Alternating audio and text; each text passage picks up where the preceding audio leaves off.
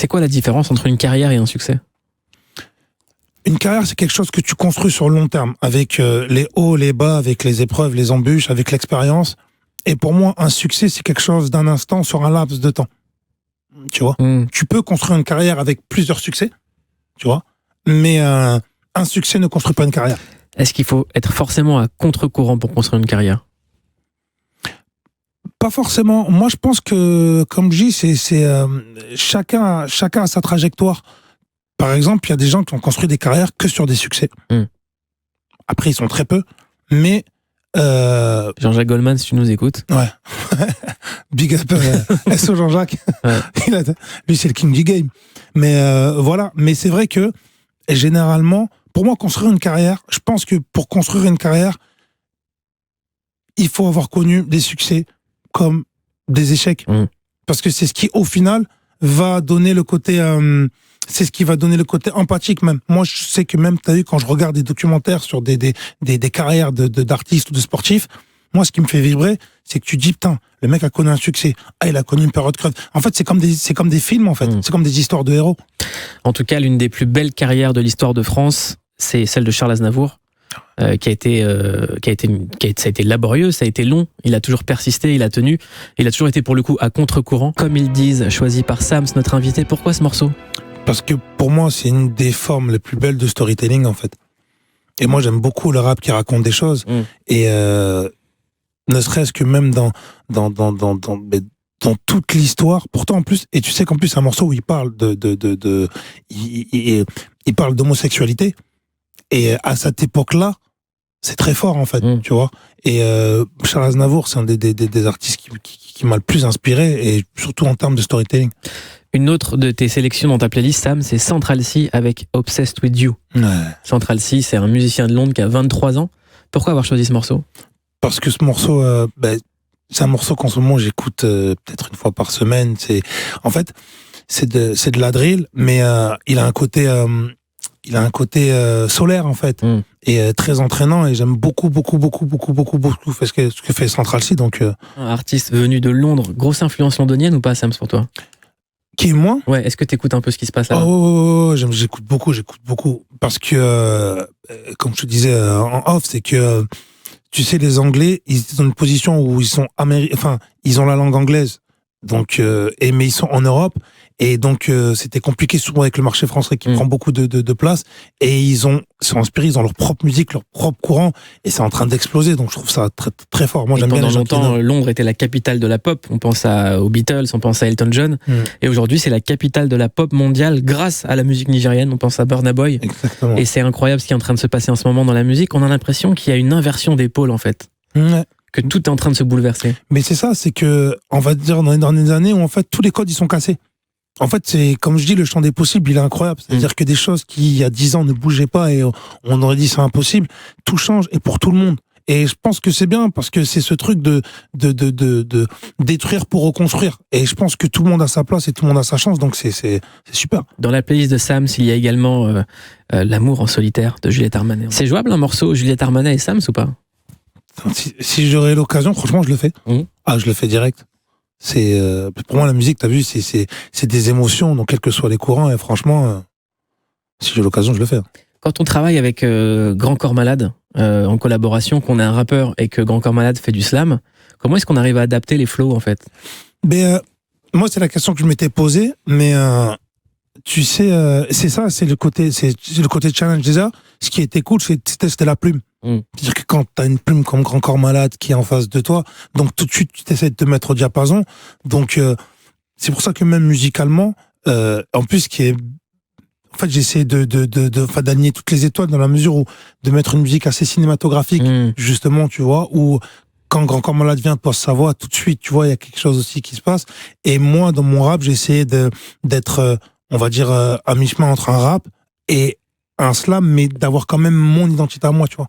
Est-ce qu'aujourd'hui, on peut dire que Grand Corps Malade, c'est le taulier ? Quand on voit que c'est l'artiste qui a le plus vendu ? C'est le king. Mais c'est fort, parce que tu vois, il n'y a pas forcément obligé de faire des singles évidents, tu vois, pour pouvoir dire qu'on vend des disques, parce que... il n'a pas besoin de le revendiquer. Il n'a pas besoin de le revendiquer, et il fait sa musique, et il raconte des choses. Il raconte des très belles choses, et il vend.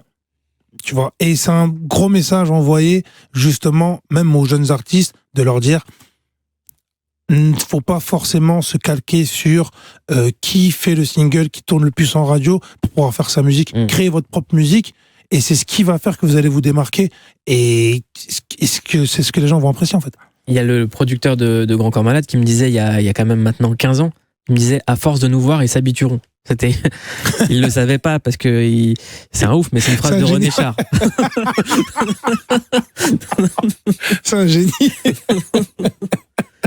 Est-ce que c'est important en fait de se dire que c'est une course de fond et qu'il faut habituer les gens à son art et pas faire ce que demande le public? Non mais c'est ça, parce que si tu fais ce que demande le public, et ben au bout d'un moment tu deviens comme tout le monde. Ça veut dire que tu n'as pas cette singularité qui fait que le public va t'aimer.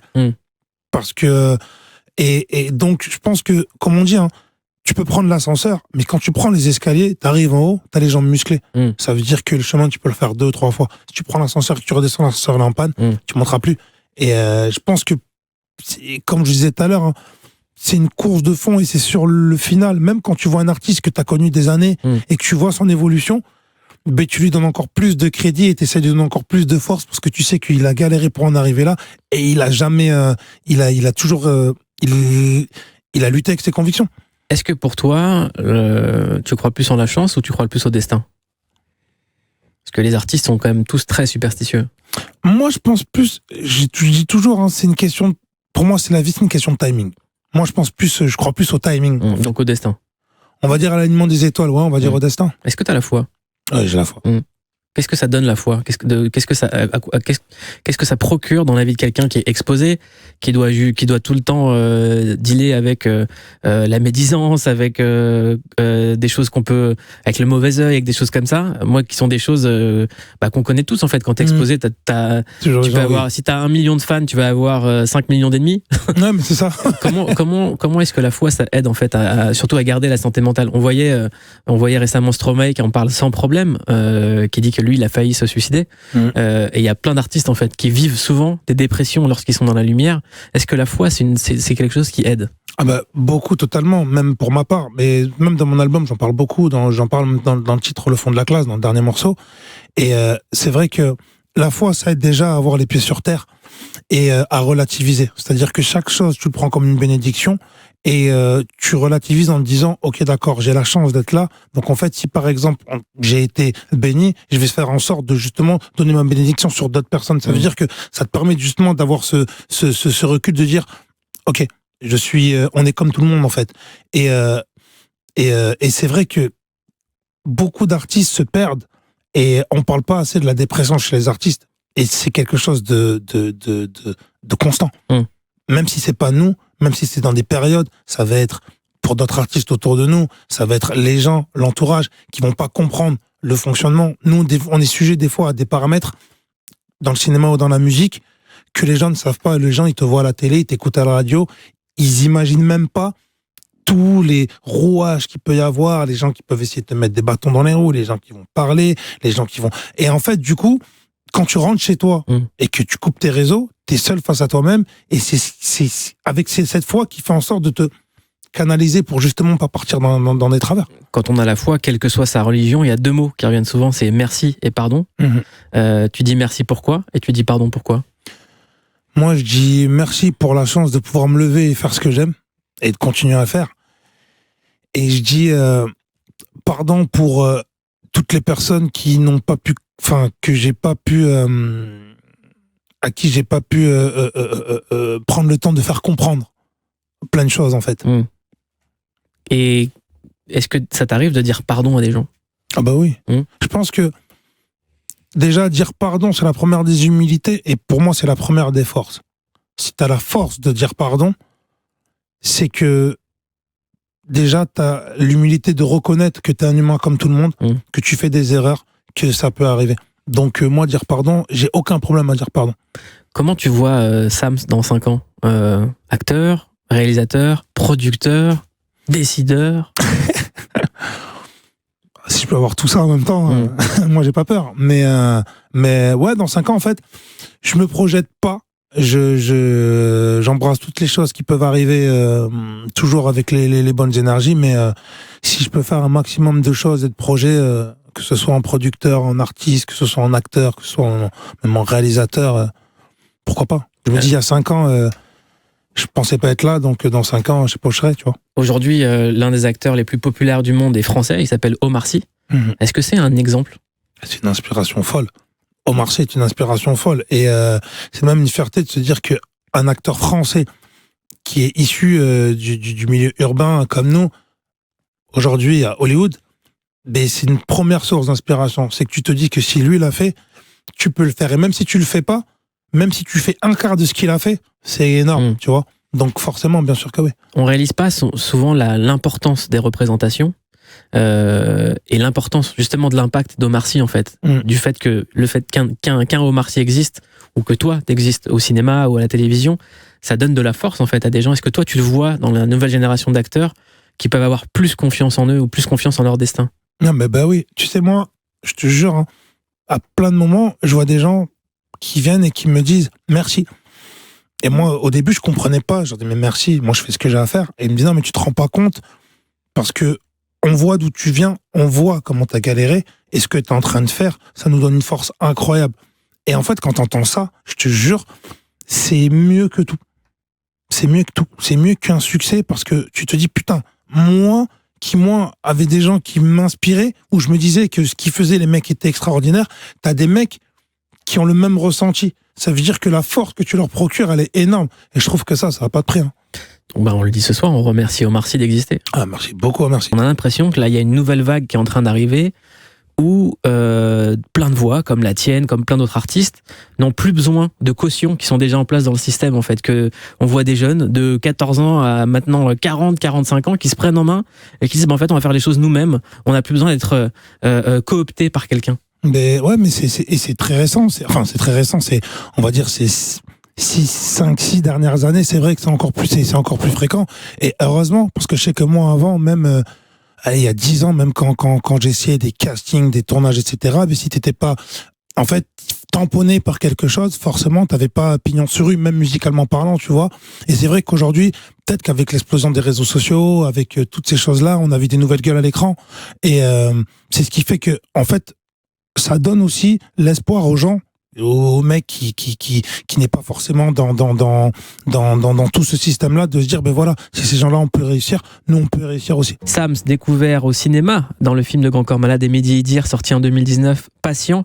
Et l'aventure avec Mehdi Idir continue puisqu'il a réalisé des images pour le dernier album de Sams. Est-ce que la fidélité, c'est important dans le travail? Ben, je trouve que c'est super important, la fidélité et la loyauté, parce que surtout dans ce milieu, quand tout va vite, et pour des raisons de on va dire, d'exposition, pour des raisons d'argent, pour des raisons de business, les gens perdent vite la boule. Et quand t'as ce qu'on appelle des familles déjà, ça fait du bien parce que t'évolues avec eux, ils évoluent avec toi, et tu sais que c'est des gens sur lesquels quelle que soit la réussite ou pas d'un projet, en fait, c'est ce qui nourrit, en fait. Et je pense que même quand on a tourné Patient, la vie scolaire, en fait, ce qui nous a unis, c'est le fait justement de kiffer ensemble. Et c'est ce qui fait qu'après, ça s'en ressent quand tu vois les choses après les projets au final. On en parlait avec Grand Corps Malade, il y a cette expression qui, moi, m'énerve, c'est les gens qui disent, ouais, la famille, alors que la famille, c'est quelque chose de sacré quand même. Non, mais c'est ça. À quel moment on sait qu'on fait partie d'une famille artistique? En fait, tu t'en rends compte quand,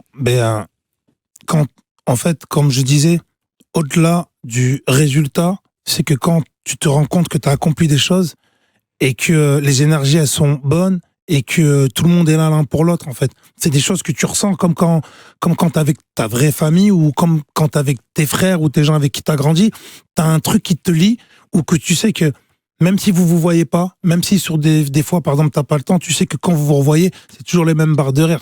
Et tu sais, quand on a fait Patient, déjà la tournée qu'on a vécue, elle était incroyable. Et quand on repart sur la vie scolaire, mais c'était exactement les mêmes kiffs que quand on a commencé à tourner dans Patient. C'est là où tu dis, c'est vraiment une vraie famille, en fait. Quand on voit de Patient au succès de la vie scolaire, au succès de Validé, ça s'est fait en 5 ans.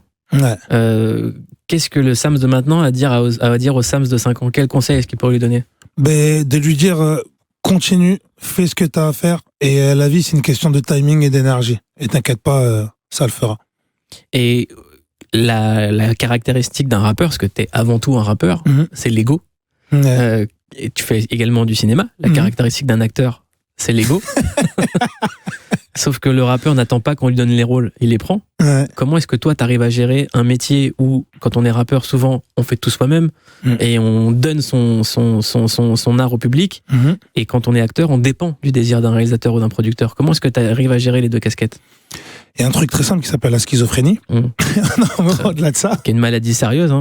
Non, mais c'est vrai. Mais après aussi, si tu veux, moi, j'ai fait en sorte de me nourrir du cinéma pour alimenter ma musique et de me nourrir de la musique pour alimenter mes personnages au cinéma, en fait.